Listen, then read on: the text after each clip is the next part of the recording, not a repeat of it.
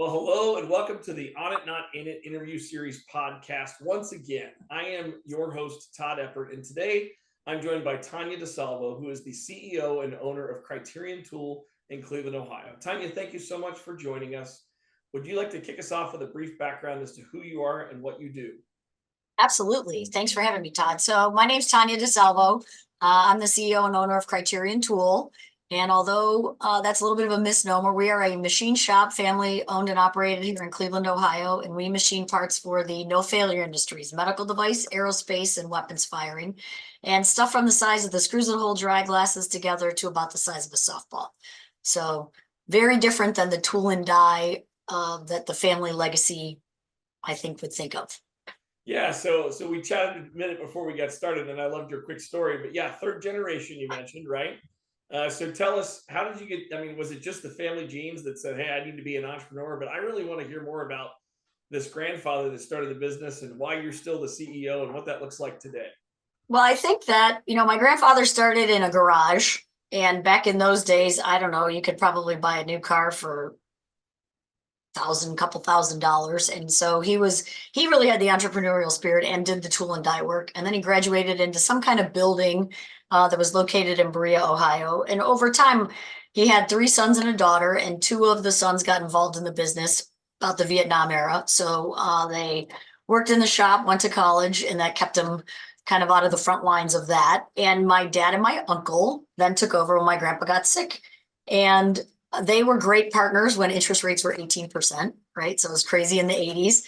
And ultimately they got a divorce. Like, somebody had to go. They couldn't work together. One wanted to pay cash, one wanted to finance. It was just this ongoing tension, if you will. And so the family business blew up at that point. The family relationship blew up. No more Thanksgivings.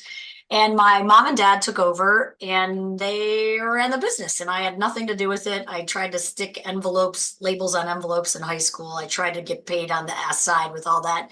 It just never worked out. So fast forward, I graduated from college, marketing degree, had a job out in the real world. And my dad said, "Hey, I'm looking for a salesperson." And I said, "That's me. I could do that." So I got involved in the family business, and kind of the rest is history, more from a sales perspective than a making things perspective. But I think it's super, super cool how things get made. Well, awesome. Thank you for sharing that story. We've had a few other family generational businesses on the podcast. It's great to have you. I mean, congratulations on third generation business. Yeah, the statistics are not good. However, I will tell you that, people think, oh, third generation, fourth generation never happens. Well, that's about 60 to 80 years. And what I would challenge you to do is look at the Fortune 500 and tell me how many of those companies existed 80 years ago, right? So that's just kind of a trend, but we attribute it to the failure of family business, and it's just not true.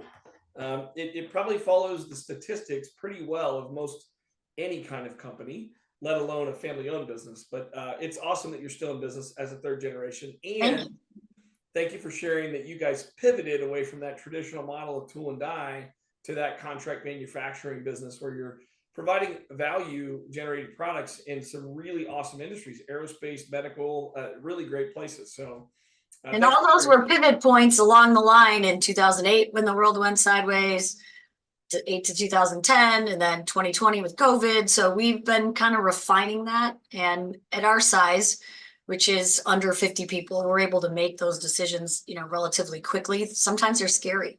Those are hard decisions when there's it feels like it's a Yahtzee crapshoot sometimes if it's the right call, but the current path may look a little bleak. So that's when you really gotta dig deep. Yeah, I love that. And the fact that we all have to pivot, we'll talk a little bit about that. We talk about that with every business, but you're I want to get a little bit of more history here because it's so fascinating to me to hear the history of companies. So was your grandfather, was he a World War II vet, or was he in that era? Because if your dad was a Vietnam era vet. Yep, I think he was. And I'll be honest, I don't know too much history about that. I think that he was a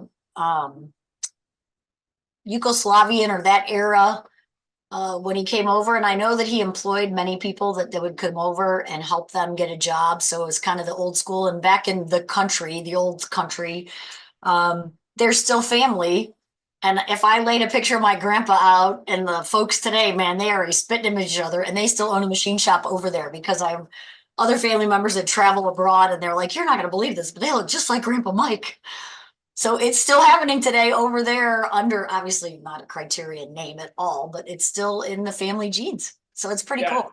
Well, thanks for sharing that. So yeah, so whether he served or not, I mean, obviously he was part of the world that, because of the World War II that happened in Europe, obviously in Japan, Asia, things happened. People moved. People came to our country and started businesses, and so that's a huge generation that started this. From my perspective, this huge entrepreneurial push into the U.S. Were vets coming back from that era, or people that were being transplanted around the world because of that era. Mhm. And now you're surviving 3 generations later, which is super cool. So thank you for sharing that. Love it. There was So a really old piece of equipment, a jig bore machine that I just sold, that had been around, and it had, like, every move we made, every pushed it around the building. And I have a picture of my grandpa standing in front of it. I have a picture of my dad standing in front of it. I took a picture of my son, even though he's not involved in the business, standing in front of it. And I was standing in front of it. And then I put it on the truck and I sent it away. So it's a sad day, but that was like the last battleship gray, old arrow looking chunk of equipment, and people walk by and go, "What's that?" And I'm like, "Oh, it's such a big paperweight, but it's still so good, but nobody knows how to use it." So crazy today, so crazy. yeah, and so and I shared a little bit of my background with you. I certainly know that piece of equipment and the battleship gray because my dad was a tool and die maker, and my first job was in a machine shop, and so I totally understand what you're talking about. Those old colors of those same old, that machine battleship gray was the same color of every piece of equipment made in the 40s, Yes. 50s, 60s, and so on. So let's pivot back to the business. Let's go back to Criterion. Thank you for Mhm. the history. We really love it. And I think our listeners will really appreciate to hear from a third generation business owner that's changed and modified and pivoted all the way around. So, but let's talk about, hey, you were, you college degree in marketing, your dad needs a salesperson. You jump in the business. I'm not sure if you thought about running the business at that point, but you do today. So what are some misconceptions that you bumped into along the way in family business and in running a small business, and what has really been true when you've worked it out? I think the first lesson I learned when I attended a um, trade function, right, as a female in an all guys world, that my job was not to get the coffee. I'll be real honest with you. So if you go back 20 plus years, there was not a lot of gals in the business, and there was definitely not a lot of younger gals that weren't there to take notes at the meeting or serve as someone's, assistant. So I showed up, and at that time I was just kind of a salesperson. So I think the first lesson I learned was to have a voice and to kind of hold the line, because I at that time I didn't really earn the right at the table. Somebody was very kind and allowed me to sit at the table. But in over 20 years, I've earned the right as a business owner to sit with all those kind of wily old veterans. And I'm doing air quotes for those of you listening while you're out on your walk today. But I learned that I do have a voice and I do know what I'm doing. And after all these years, I think that's super important. I think that the second thing that I've learned over time is there's the work-life balance is kind of a misnomer. We go hard at work, we go hard, I go hard on my own, and you just have to find what works for you. So there's no like perfect week for me. I have an ideal week. I lay it all out. I have an ideal month. And it doesn't always go that way. And I just have to let that go and be good with, well, this is an 80-hour week. And hopefully on Friday, I'll get to get out of here a little bit early and turn my brain off and not worry about it. Because I can't ask my team to do more than I'm doing. I feel pretty strongly about that. And some days and weeks are better than others. And sometimes I get the advantage of the ownership hat. And I get to say, I'm walking out a little earlier, I'm coming in a little late. And yet everybody has to be okay with that. And I think I'm the one leading the pack and setting the tone. So I have to be okay with it too. Yeah, thank you so much for sharing that. So yeah, so listeners out there, the world has drastically changed today to the world of Tanya. She's right. She stepped into I'm going to call it 95% male dominated world, and didn't take no for an answer. It sounds like she pushed her way through. She started small and got a seat at the table, but eventually earned it. So ladies out there, or folks that are thinking, man, I don't think I belong at this table, take a note from Tanya. If you've got the heart and you got the energy, go do it, right? Don't take no for an answer. And then the other thing you talked about is the freedom of being the owner. Like, if I need to leave earlier, I need to come in late. Yeah, but you also get to work the 20-hour day when it comes up, right? So you get the freedom to work as many hours as you want or as few hours as you want. So I So love that's a hearing blessing that. and a curse. People are like, oh, you can write your own ticket. And I'm like, I can. And I can also leave today and go to the baseball game at 4 o'clock. But what the difference is tomorrow at 3:30 when I get up to be sure that whatever needs to be done by 6:30 a.m. for somebody that needs to do an order or something that's I don't have coverage on, that's me too. I built a pretty good team. I lean on them heavily. Gone are the days where I thought I had to do it all by myself because that's definitely no fun. So there's a little bit of give and take, and with all that freedom comes ultimate responsibility, says Spider-Man's grandpa. So it's just one of those things that I love all that, but you have to be able to put in the time on both sides. And I would say that I don't know that I saw that. My company was a lot smaller when my dad was running it. It was also a lot less complex regulations. The industries we serve added a lot more layers of complexity. So my dad was a practitioner. He could go out and run a machine. And you can't tell, but I have 10 beautifully manicured fingernails, and I don't really run machines. I sign checks and I think a lot because I have to have the time and space because where are we going to go? I have to be so far in front of what's happening right now. I think that's something that's been really hard for me because I like to check the boxes on the to-do list. And sometimes the to-do is to sit and think about how are we going to get to the next couple million in sales? How do we get there in 5 years? What's the problems going to be? And you mentioned it, Todd, the world's changing so fast. If you're not sitting still and thinking and you're so busy doing, you are going to get passed by quickly. And so that's really hard for me because I'm a doer. I'd rather literally organize my pencils and color coded in length and order than sit and think about the hard stuff. Yeah, that's a great point. It's a great pivot for us as well. So we've been talking about the constantly evolving business world. You've talked about the number of pivots your business has made. You just dropped the quote unquote bombshell that when your dad was in charge, the business was much smaller. There's always a generation that has to come along and grow the business. Many times in family business, it's when the singlepreneur has 2 or 3 children that are involved, and they're like, wait a second, we're not taking care of one family, we're taking care of three, and the growth necessity is because of the number of families it's supporting. That doesn't sound like that's your case. Like you took it over from your dad, and maybe you're the only family member involved. Is that true? Can I ask? I am the only family member involved. I have a younger brother, but he's not involved in the family business. But we have 30 families that we take care of, right? So I make Yeah. decisions that affect a lot of people. When you think of the spouse, the kids, I mean, there's, probably 90 or so, 100 people that are under the umbrella of Criterion, even though we only, employ less than 50. So it's important. It's a big responsibility. Yeah, I love that. Love that. So yeah, so sticking with that responsibility to grow, but also then serve more people, take care of more people. So you mentioned that sit and think space, which I love, is that's clearly one of your strategies. But can you give us some other strategies that you've used over the years to really stay innovative? Because clearly you've made some significant transformations in your business over the past decades. One of the things that we look at when we sit down as like kind of a leadership group and a team is if we got to build another building over there and start from scratch, what would we do different? Because sometimes it's hard to figure out what you should stop doing so you can do the different thing or more of the good thing. If we're running and gunning, which is my preferred mode of operation, right? Mach 90 with my hair on fire, we're probably missing some opportunities. So doing more by doing less, addition by subtraction, is really hard, especially when you want to be something to everybody. We've really pared down kind of our offering, if you will. And that's come out of, boy, we're spending a lot of time, we're spinning our wheels, and we don't seem to be making a lot of money in this particular area. And so I'm not good at finances.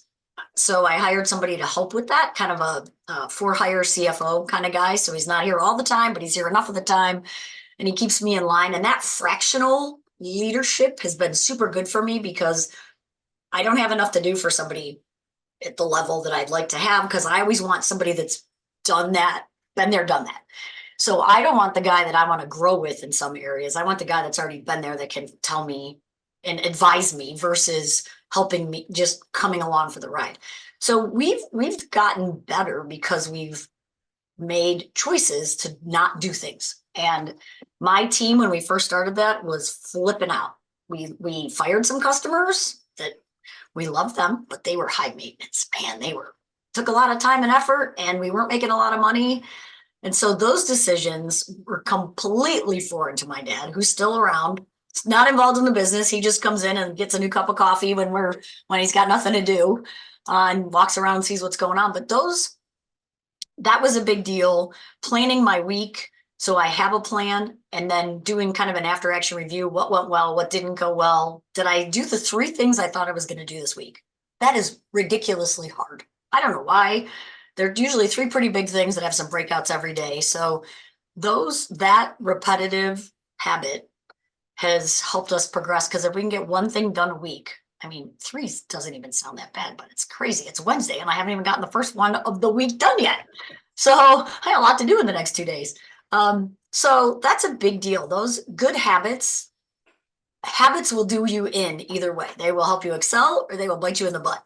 So if they're consistent, and consistent habits are the winning habits. So it's hard to be consistent with all of the things always flexing. And so if nothing else, I got to hold my own line so that I can protect my time and my space. Because if given the opportunity, everybody will come down here with their monkey or their problem and ask for really what they want is a decision. They don't want help in making the decision. They want me to tell them what I would do. And then they walk away and go, well, that's what she said. And now I'm like, oh, that didn't work. Because when I'm not here, you better make the call. Yep. Those are some things I would say good habits have been super helpful in us as a business excelling, and me personally. Awesome. Awesome. Thanks for sharing that. So every business still has challenges, even though you may be doing pretty well. So would you be willing to share with our listeners what your biggest 1 or 2 challenges are right now facing your company, your industry? Yeah, I think one of the biggest challenges is just new talent development. I mean, we're not a sexy industry. We're still old school, right? We may be pretty out in the manufacturing area. We're air conditioned, we're clean, we're using water soluble coolant. So there's a lot about us that's great, but we're hustling to find the next generation of manufacturing. I mean, you hear about the baby boomers that are retiring, and all the wily veterans with all that experience are stepping away. And I mean, manufacturing can almost be like a video game, right? So we're really pushing to get that next generation. And mom and dad don't want Johnny to come work in manufacturing, because everybody wants better for their children than themselves. So they envision that it's dirty and dank and all these awful things that if you think of like 1940s versus today. So we're trying to change the perception of mom and dad, and that it's okay that Johnny or Susie doesn't go to college, because we can help them with an apprenticeship program, of which we pay for. And they'll walk away with, their apprenticeship papers and a job, and they'll be making some significant money, and they'll never be without work.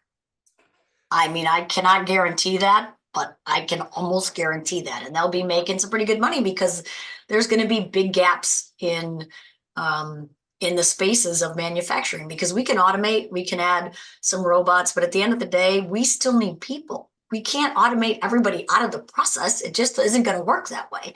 So the people are still very, very, very valuable. So I think that's our first challenge, is finding the folks. And the second one is keeping the ones we have.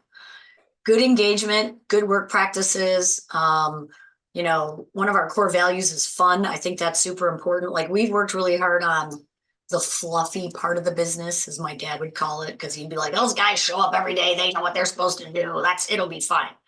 Well, it's not like that anymore. Nobody's working. They're not grinding 12 hours a day like they did in the old days. All that overtime doesn't entice the younger generation. They want their time and their space. So we've had to the employee retention is super important. And I feel like I spend a lot of time on that. Not as much new business development as I would like, but more time on finding the folks and then being sure we keep them. That's super, super critical. And I would think that that's kind of in every industry, especially since you heard about all that quiet quitting. It's a little more difficult for us because you have to come to work. You have to be here to make widgets. So you can't hide behind your Zoom screen and your computer all the time. But I think those are 2 really big challenges that I think a lot of industries have been facing. Yeah, no, I think you're speaking to the first one there for sure, that what I would call skilled manufacturing or trades type positions.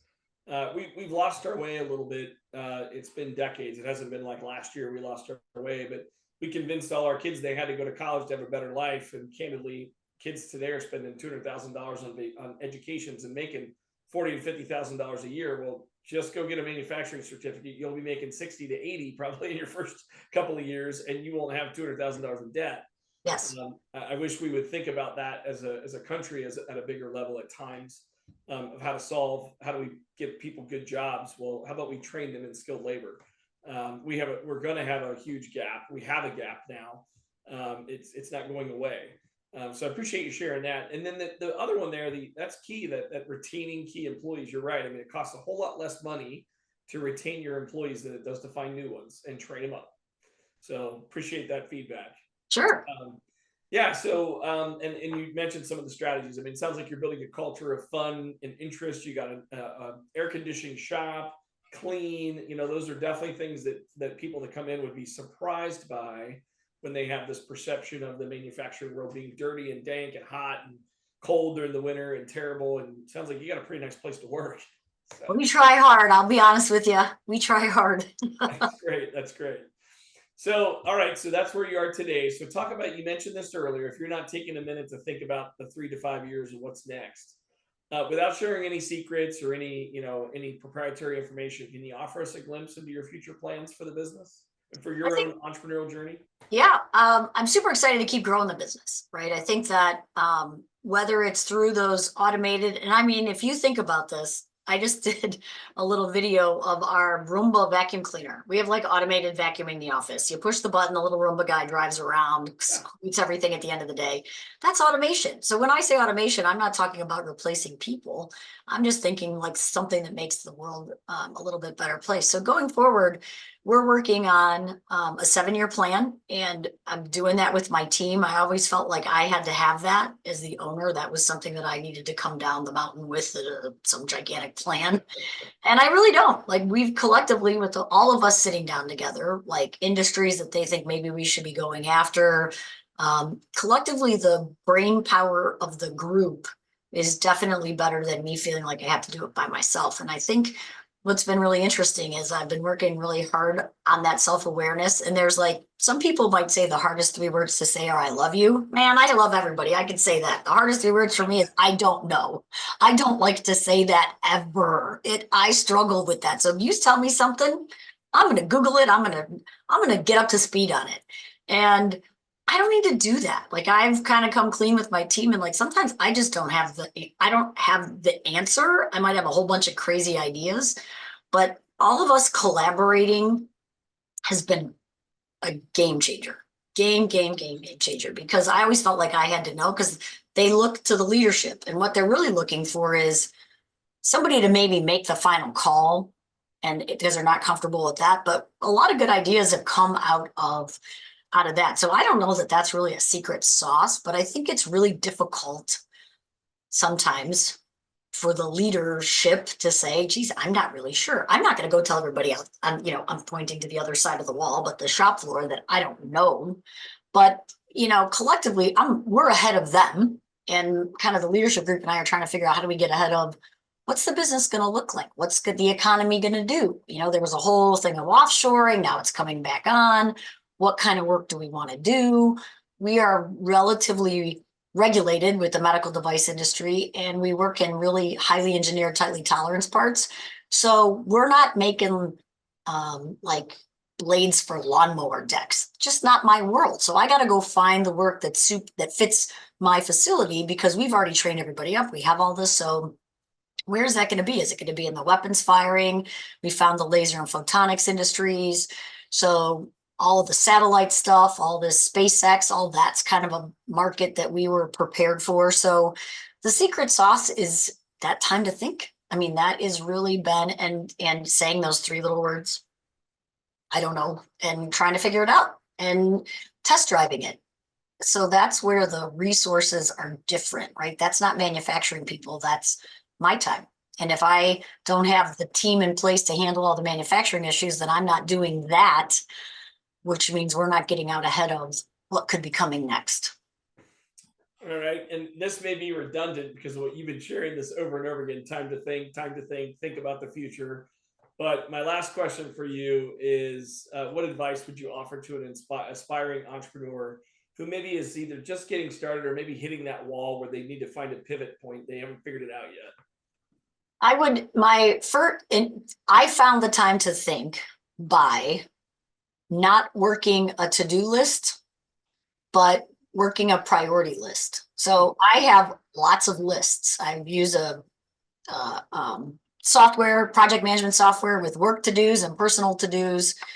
And as we look at the priorities of that list, there are things that must be done versus things I got to do.